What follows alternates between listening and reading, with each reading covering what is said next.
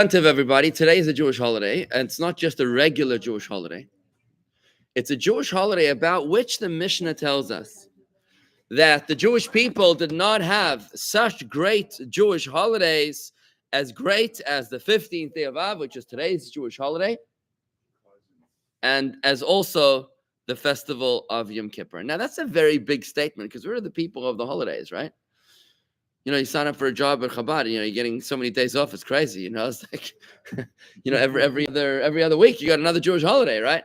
So what's going on over here? We've got to try to understand what is the significance of this particular Jewish holiday. What's it all about? Let's take a look. Let us take a look. Is there a book we should be following? No. Here. Hold on, just bear with me. Here. Says that the Mishnah says like this. Rabbi Shimon ben Gamliel said, Israel had no days as festive as the 15th day of Av. That's today. Remember last week was Tisha B'Av, the 9th of Av. Now it's the 15th of Av. And Yom Kippur. What happened when the maidens of Jerusalem would go out to dressed in white garments that were borrowed, so as not to embarrass one who had none? The maidens would go, the unmarried maidens would go out to the vineyards, and they would dress in white garments, and they would switch, so nobody could tell who was rich and who was poor, who was wearing a Gucci, who was wearing a St. John, and who was wearing a hand-me-down, right? All the garments worn on these occasions required immersion in a mikveh, okay? The maidens of Jerusalem would go out and dance in the vineyards. The unmarried men would also go there. This is going to be a party. Like the white party last night. Yeah. That's why we had the white party last night. This is the reason, because of this story. Okay. What would happen? And what would they say? Young man, raise your eyes and see what you choose for yourself. This is what the maidens would say as they would run around the vineyards. Young man, raise your eyes and see what you choose for yourself. Do not pay attention to beauty.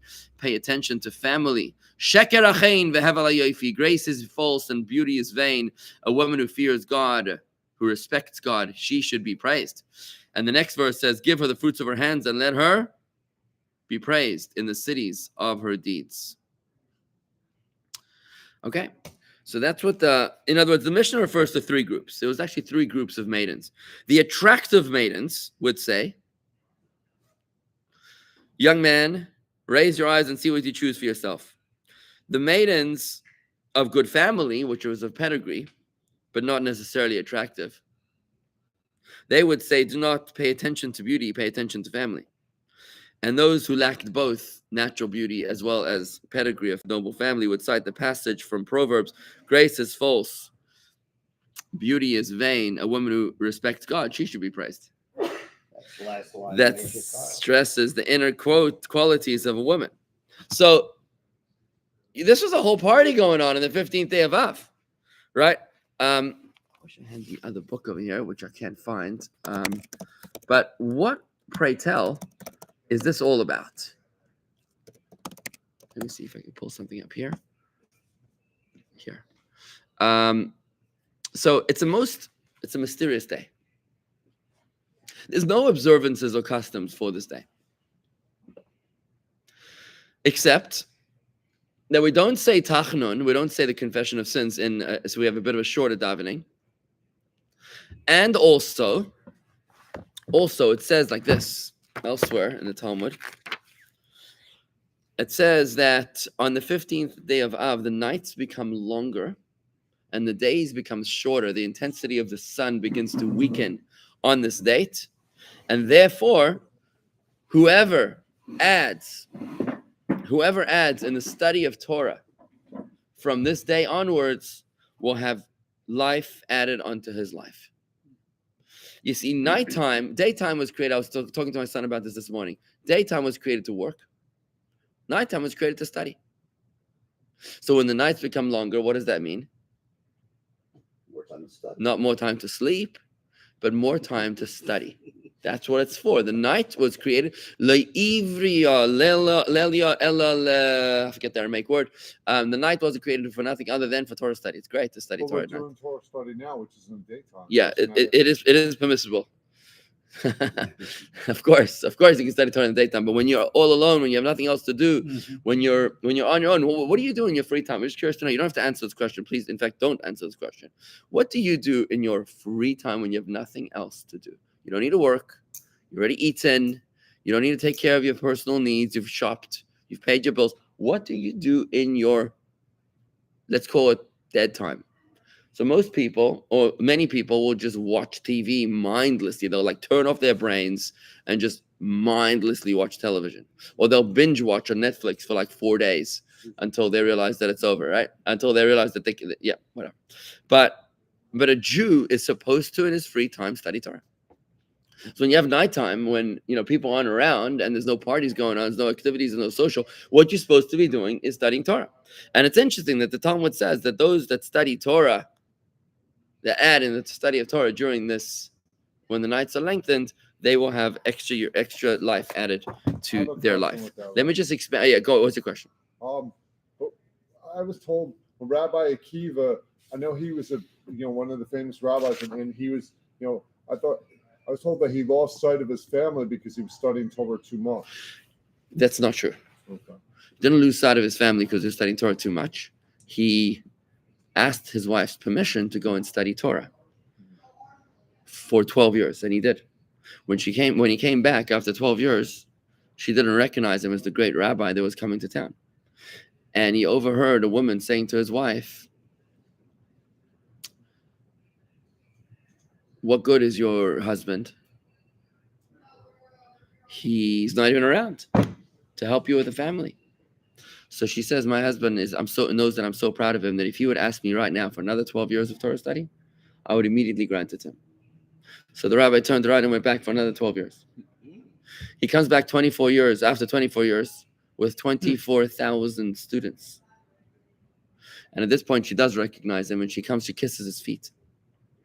The students of Rabbi Akiva, we spoke about him on Shabbos, I think, right? Yeah. The students of Rabbi Akiva now try to push away this woman. What's this woman coming to our rabbi, touching him, kissing his feet? It's inappropriate.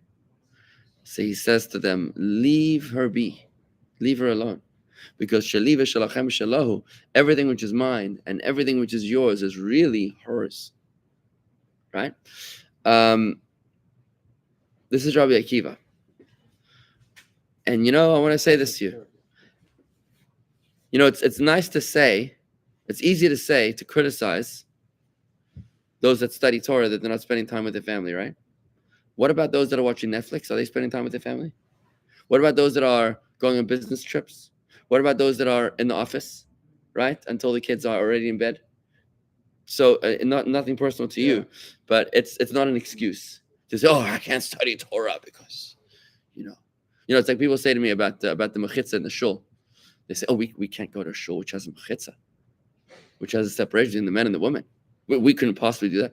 And I say to them, I'm like, "1 second, you're holding your wife's hand an entire day? Let me get this straight. You're together all day long, right? So why do you have separate bathrooms?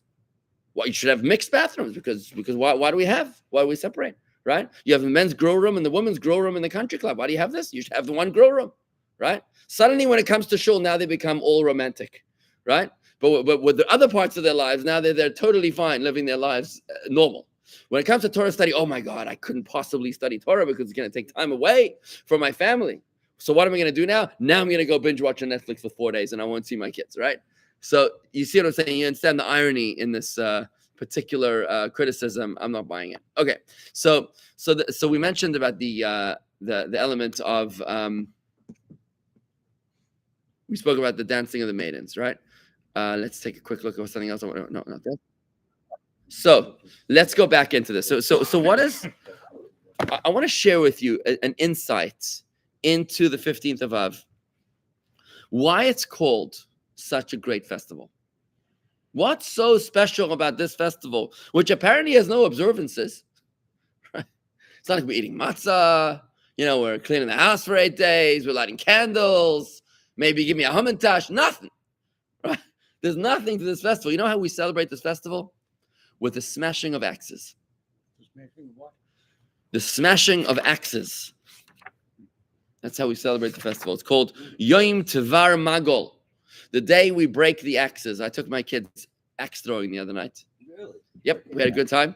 It was my son said didn't realize it, but it was an observance of the fact that in just a few days' time we were going to be breaking the axes, right? So what are we talking about over here? What's going on? What's happening? By the way, heads up, men's club this year we're going to have a special axe throwing event for the men's club, right? It's going to be connected to Tu B'Av. What? Then we can break them. No, well maybe. You know what? What was that? He wants to pick the targets. Yeah, it might make it a little more interesting actually. That's a good insight. Okay. I'm not going. So what is it about the axes? What's the connection to axes? Did you ever think of axes as a religious item? And why do we have a festival related to the breaking of the axes? What do we have with the axes? We have a problem with axes, right? Another enemy of the Jewish people. Like what's going on over here, right? Hod of Haman, we go rah rah rah. We got the Gragras, but now we have the day we celebrate breaking axes. See, here's what happens. The Talmud tells us like this.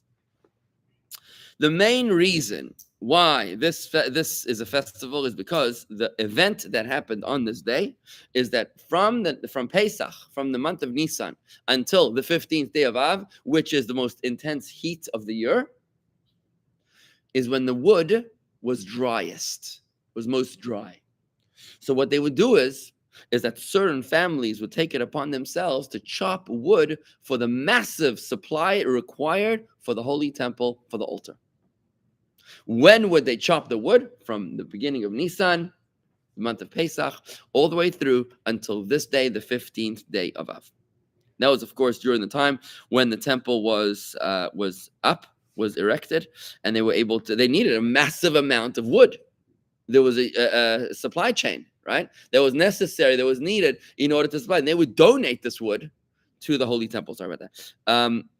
The problem, why would they stop cutting the wood on the 15th of Av? Because on the 15th of Av, since the heat begins to dissipate, therefore the wood could be a little more moist and more conducive to having worms inside of it. And if it had worms inside of it, then it wasn't kosher to be used in the altar. In fact, if you walk into the holy temple, one day we're going to bring the VR goggles. The VR goggles is a... They had it 2 years ago.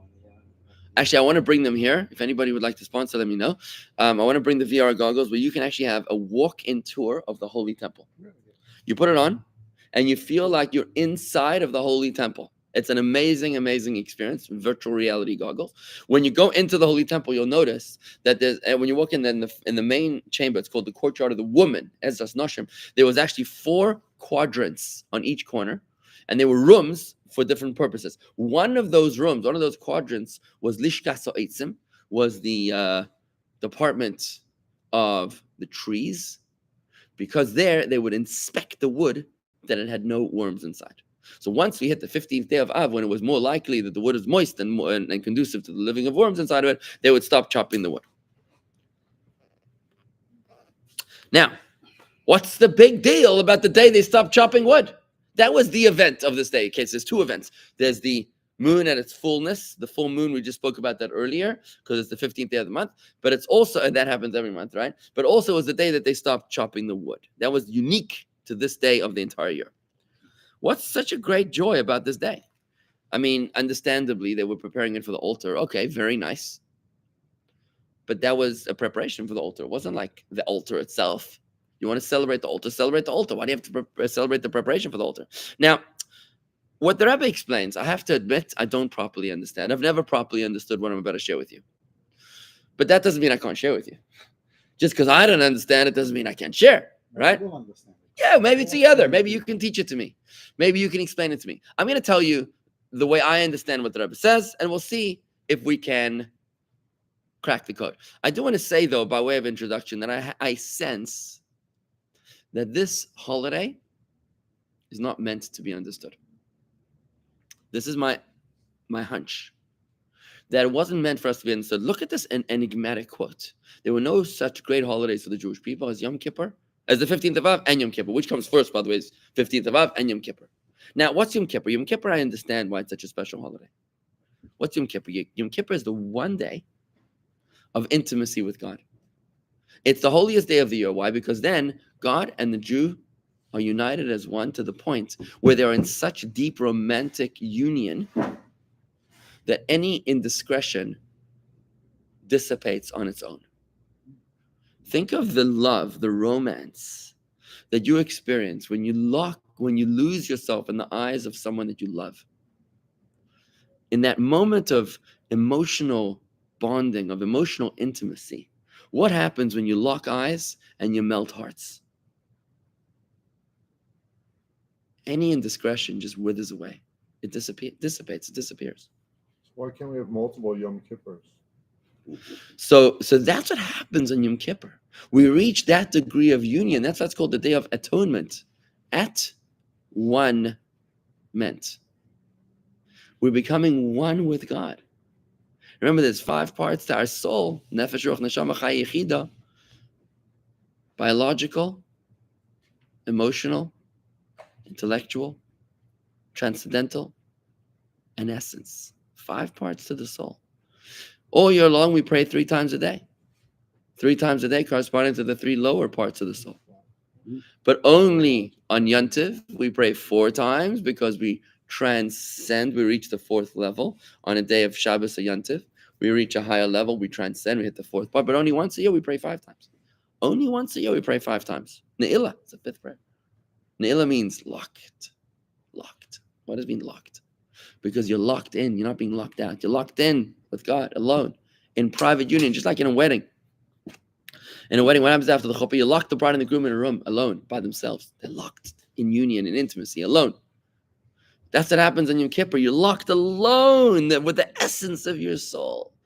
Essence speaks to essence, deep unto deep, core to core. And that's why Yom Kippur is such an amazing day. Now, there were no such great holidays for the Jewish people as 15th of Av and Yom Kippur. Okay, Yom Kippur I get, but 15th of Av, stopping chopping the wood, what? I don't think we're supposed to understand it because it's higher than Yom Kippur. It comes before Yom Kippur. Can you imagine a day of greater union and of greater holiness than what I described in Yom Kippur? This is before Yom Kippur. It's mentioned prior to that. So I have a hunch that we're not supposed to understand and that it's above our ability to comprehend. Maybe with Mashiach's coming, we'll be able to understand and say, now we understand what the 15th of Av. But let's try. Okay, let's give it a shot. So here goes. So the 15th of Av is in direct contrast. It's the opposite energy of the six days prior to it, the 9th day of Av. The 9th day of Av is the saddest day in the Jewish calendar. It's the day of the destruction of both our temples. Most calamities of Jewish people happened in the 9th day of Av. World War I began on the 9th day of Av. Many other calamities happened to the Jewish people on the 9th day of Av. The 9th day of Av is the depression that precedes the ascension, right? That which goes down must go up, right? It's momentum, right? So it's proportionate momentum. The more you go down, the more you rise subsequent, right? It's like a pendulum. Right? The more you swing one way, the more you swing backwards, right? So corresponding or proportionate to the sadness of the 9th day of Av is the subsequent joy, which is the 15th of Av, right?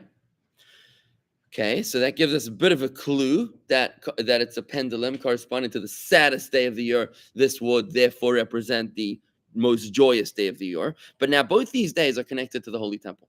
The 9th day of Av commemorates the destruction of our temple. That makes sense. The 15th of Av corresponds to also the temple, about chopping the wood for the temple service, for the focal point of the temple, which was the altar offering service, right? Remember the meaning of the word of the offering of the animals?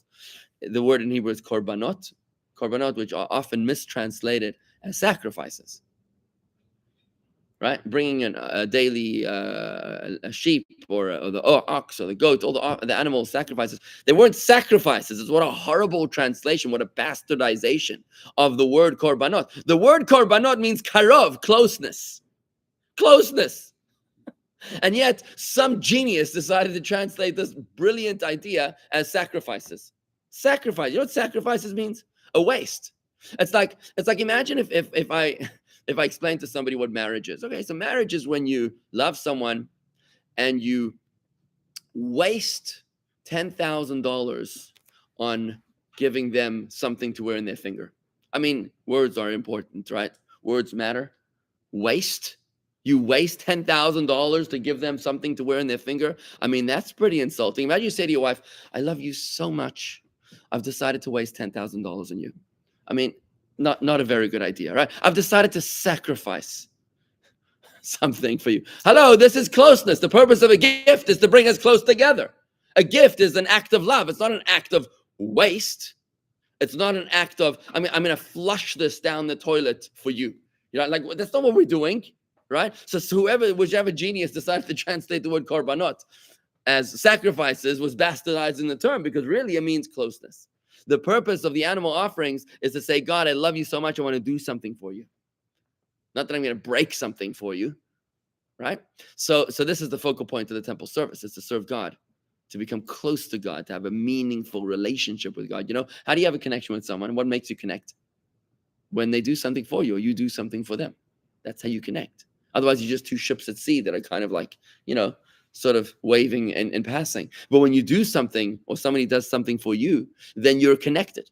So what we're doing is we're taking something important to us, our money, and we're saying, God, I want to do this for you. It's an act of closeness. So the 15th of Av is the day that services the temple, the focal point of the temple, which is the altar. Now, once the temple was destroyed, we could no longer bring offerings.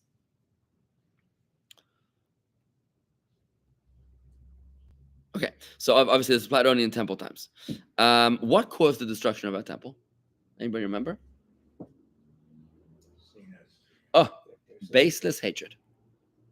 Baseless hatred, which means hating people for no good reason. It's one thing to hate them for a good reason, because they disagree with you. But to hate them for no good reason, or maybe you have a reason to love them and you still hate them. You know, somebody did you a favor and you hate them for it. You ever heard of that experience? Right? You've heard of that experience? Somebody, the bigger the favor, the bigger the revenge. Right? That it's a terrible thing. But when the temple was destroyed because people hated each other for no good reason. That's why the Romans and the Babylonians destroyed the temple, because we hated. Yeah. The reason why God... That was their No. motive.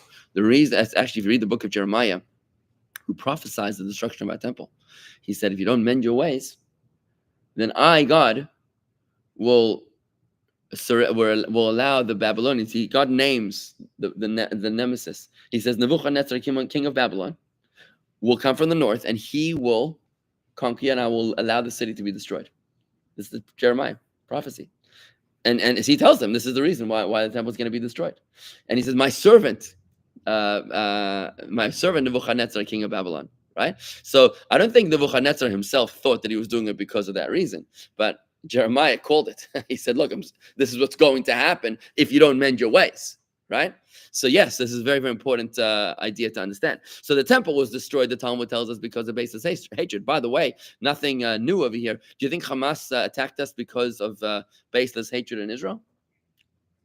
I don't think that's the reason why they attacked us. But they have admitted multiple occasions that when they saw the fissures, is that how you pronounce it?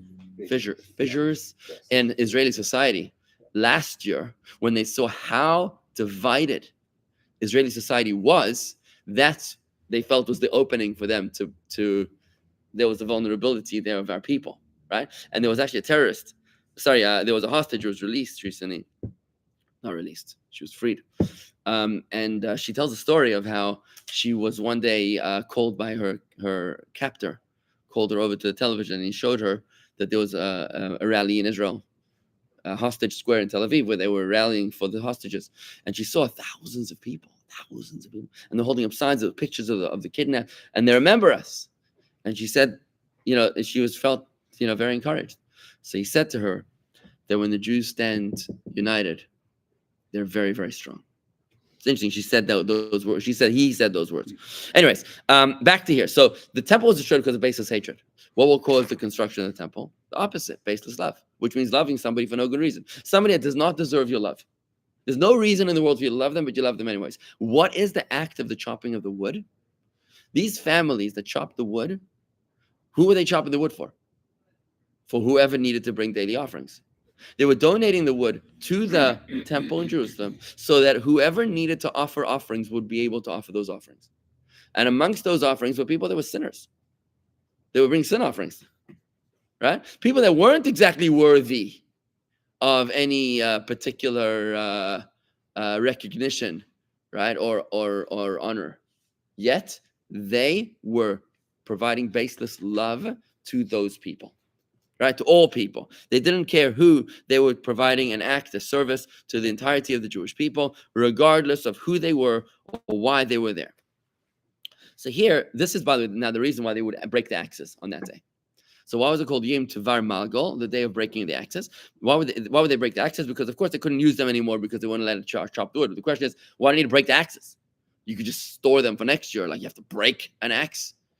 You know, why have to break it? You just put it away and bring it out next year, next Pesach time. I mean, are you gonna make a new axe next year? You have to break it. So the Rebbe explains that axes, of course, are made out of metal. Metal. Now, metal was prohibited to be used in the temple. You were not allowed to use metal in the construction of the temple. There was very interesting ways about how they did it without metal. But the reason why metal is prohibited to be used to cut the stones of the temple is because metal is a material used to kill people. Hard to kill somebody with wood. I mean, you could, but metal is a tiny little bullet. A pellet can kill a person, right? It's very powerful. So metal, which is a medium of death, is not appropriate to be used in the house of God, which is a house of life. And that's why, in recognition of this idea that metal, in rejection of metal, in rejection of something which breaks, which terminates human life, and in celebration of unity and baseless love, that's why they broke the axes. So that's really what it's all about. It's about baseless love. Now, I cannot say, I have to admit that I cannot say that I properly understand yet why this is the greatest Jewish holiday. I don't know if I understand it. Okay, fine. So it's got to do with baseless love. Do we have another holiday that's got to do with baseless love? Let's think about that.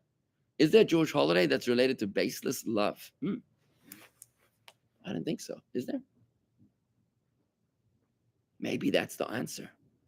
I just thought of that. So if we think about it, I don't know if there's any Jewish holiday that has got something to do with loving your fellow Jew for no good reason. Okay. And therefore, let's assume that is what? Purim's called by 50 Av.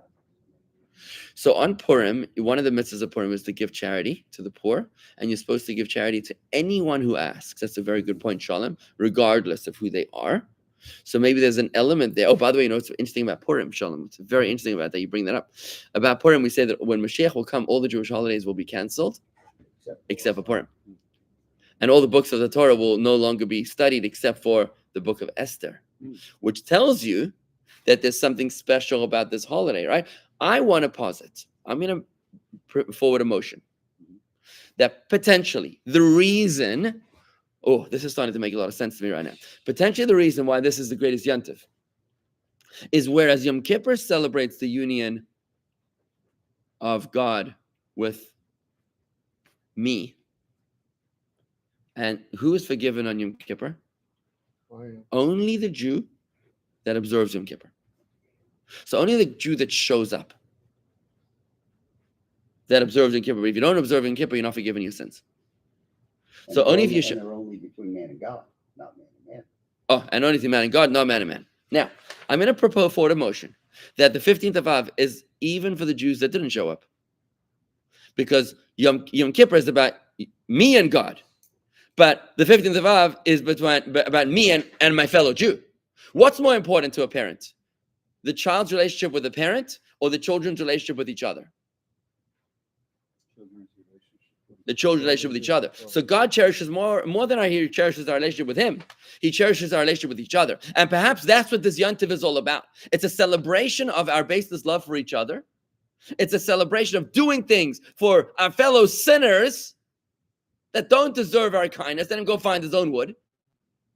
Right? It's a celebration of breaking the axes, of breaking anything which potentially could harm my fellow Jew, even in the most remote possibility. And maybe that's the reason why we don't celebrate it yet as a Yontif, because we're not done yet. We're still working on it. We're still working on learning to love our fellow Jew for no good reason. That's especially important with the forgiveness theme of Yom Kippur, that God only forgives what's between you and him, but for him to forgive between you and a fellow Jew, he can't help you with that. You have to get forgiveness from your fellow first. So this is that holiday for. Yeah, very good. Okay, preparation for Yom Kippur. Go ahead. I was just scanning Chabad.org, and on the generation that left Egypt, the people that were left, about 15,000, they thought they were going to die on the 9th of Av. And maybe they thought the day was wrong. And then on the 15th of Av, they realized that they were forgiven by God and they were able to go into the... Right. I don't want to get into that. So it's a bit of a longer topic. I don't want to go into that particular part of that. It's like forgiveness. It's There's an element of forgiveness in there with the generation that died in the desert. Right. So I would just like to conclude with this point that every Jewish holiday has an icon. The matzah of Passover, the shofar of Rosh Hashanah, the sukkah of sukkah is the wine and the challahs of Shabbos. So what's the icon of Tu B'Av? I think the icon of Tu B'Av is your fellow Jew.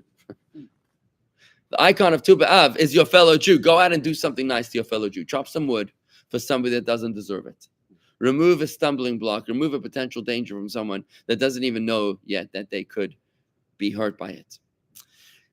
And maybe that is what the 15th of Av is all about. We're going to celebrate this holiday with the coming of Mashiach. That's when the essence, let me just finish this point. That's when the essence will come out, when we'll be able to see the true beauty that's buried within each and every single Jew. And that's why they would dance in the vineyards.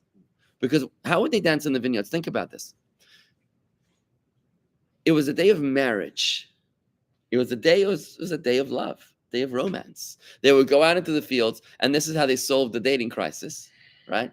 They basically said whichever maiden the young man would catch, they would marry. It was like divine providence. It was like an amnesty for daters, right? Whoever you caught is the one you married, and it had nothing to do with external looks, money, pedigree, right? It was kind of like about providence and about coming together by divine coordination. So it was about bringing people together. It was about making unions, right? I think that the Yontiv is all about your fellow Jew, and the reason why it's not yet celebrated is because we're working on it. Purim happened. All the other Jewish holidays happened in the past. But maybe this is the Jewish holiday that's happening in real time. And maybe that's why we're only getting clues and hints about what it's about. Because it's up to us to kick the ball into the net and to close the deal, to score the goal. And that's what's going to bring Mashiach. In contrast to the 9th of Av last week, which was the day of sadness, the day of baseless hatred, the day of destruction, this is the day of baseless love, the day of construction, the day which is going to bring Mashiach. And maybe that's why this is the greatest Jewish holiday of all. And I'd just like to conclude with a quick anecdote, quick story. Somebody once came over to the Rebbe. Maybe the Rebbe said to him, I don't remember who initiated the question, but the question was asked by the Rebbe to the Rebbe that everything we do in Judaism is on the right side. We do everything on the right side first. With the mezuzahs on the right side, you're supposed to give charity with your right hand, with your dominant hand, right? You're supposed to, most things in Judaism, we do with the right. You do right to left, you're supposed to put your jacket right to left. Everything is right. On the right is supposed to dominate over the left. In the temple service, if the priest would serve with his recessive hand, it was unkosher. You have to do it with your right hand. Even when it comes to the observance of Shabbos, something you're not allowed to do if you do it with your recessive hand, that's not so terrible if you do it with your recessive hand as much as if you did it with your right hand. For example, if you drive all week with your right hand, it could be that if you drive with your left hand and your left foot, can you imagine? If you drive with your left foot, it might not be so serious. We can investigate that. So somebody asked the Rebbe, so why then is our heart on the left side? Why is your heart on the left side? Why is your heart? Don't kill the punchline. So why is your heart on the left side? So the Rebbe answered that the heart is on the right side when it comes to your fellow Jew.